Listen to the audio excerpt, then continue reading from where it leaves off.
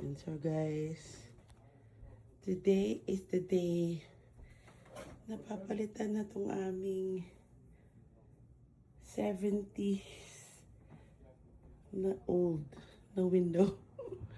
Ayan.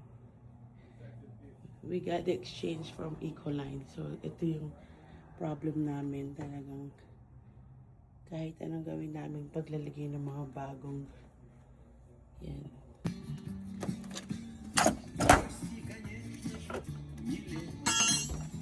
It's 1970s.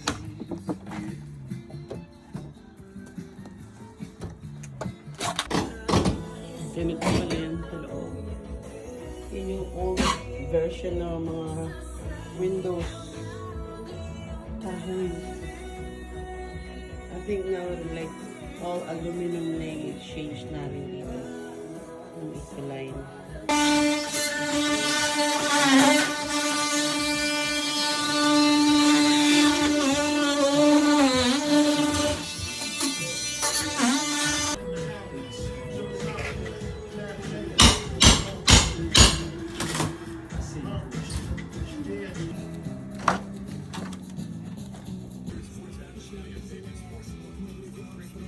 Ito yung mga window guys na 1970s. So wood talaga siya. Like ngayon yung mga bago na aluminum. Cinema. Kitang-kita yung loob ng bahay sa labas. Ayan.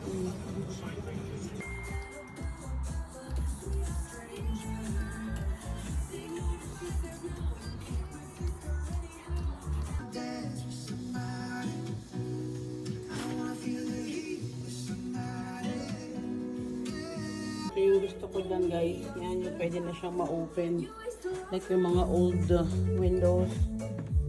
Wala kasi siyang ganyan. And wooden pa yon. Very old na talaga.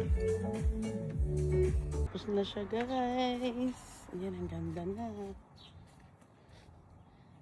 Wow. Maganda hindi tanaw sa labas. Hindi kita yung laman ng loob. Ayan. Hindi siya masyadong tanaw. Kala ko tanaw na tanaw. So parang di na namin ikakabit. So ayan yan guys. From Ecoline. Yun guys. At tapos na din ang aming window. Finally. Finishing na lang ng mga baseboard. Ang next project. Ayan. Kasi talagang down yung mga water dyan, kaya bakbakan na siya, and then touch up ng paint, and that's it. Ayan, ayan ang pinaka gusto ko is na open na namin tong window. So meron na siyang fresh air, may nakukuha na tayong fresh air sa labas. Ayan ang gusto ni Wolf. Wow, nice Wolf, you like it? And then yung maganda dito, naging dim light siya, di ba nak? Naging dim light, naging dim yung shadow, hindi na pumapasok yung araw. Kaya I'm so happy. Ayun. Yun na nga guys, kaya sa mga gustong magpa-coat o magpa-change ng window bago mag-winter time, winter season, yan, pwede nyo kontakin ng Ecoline. Pwede kong bigay sa inyo yung magaling yung manager Pilipino, yung nag-coat sa amin, and then siya din yung nagbigay ng mga suggestion na magaganda. Grabe, ang init talaga kung wala pa tong window namin. Sobrang moist ng aming sala. Di ba, nak, no? Mainit na wala talaga. Say hi! No!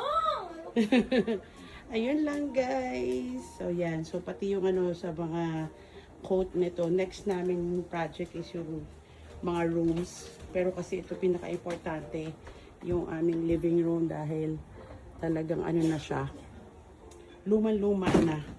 At yun nga, pagka nag-winter, pagka snow, is na siya, nag-moist. So, kailangan na talaga siya to exchange na talaga. So, ayun lang. Say hi, vlog, kuya. Yan, happy na ang Wolfie namin. Kasi yan ang mga gusto niya, yung outside. Yun. Thank you for watching our video. Say hi, Wolfie. Wow!